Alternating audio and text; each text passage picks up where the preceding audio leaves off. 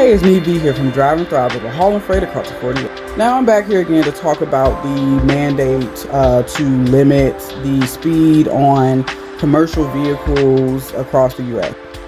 Now, of course, my opinion, whether or not it matters, is just like, what I've experienced with, being with my husband on the road. And the thing is that even though, yes, I understand that a lot of these regulations a lot of time are like for safety, it seems like every couple of weeks or months there's some new regulation put out there to kind of limit what every day drivers, owner operators, companies can do as far as how can they complete loads, what can they do, how can they create safer conditions on the road. Now, some of these things can be indeed counterproductive, or they're just there to say they did something, but they're not really doing anything at all.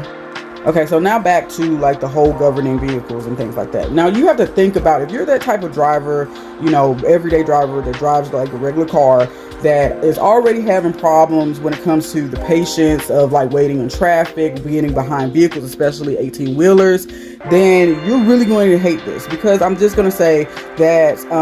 you're going to have to bottle up all the patience that you have in the whole entire earth, in your whole entire being, and just suck it up and realize that that whole thing, whenever you see two 18-wheelers line up right beside each other, side by side, that's what you're going to be seeing very much more often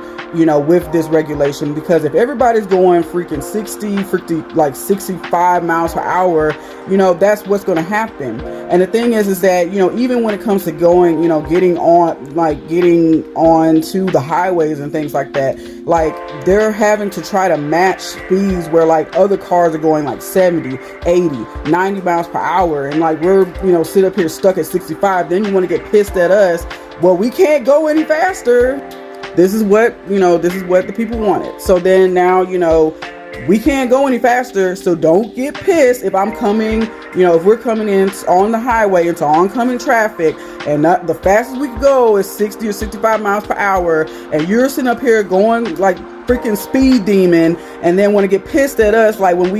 we have to get on the ramp, which means that like you're going to have to slow down or go around or do some crazy ass maneuvers in order to like not crash into any other type of vehicles on the road. And another thing you got to think about, now it takes a lot of trucks longer to get to their destinations when you limit their speeds as well. If you have an opinion, please comment below and like and share.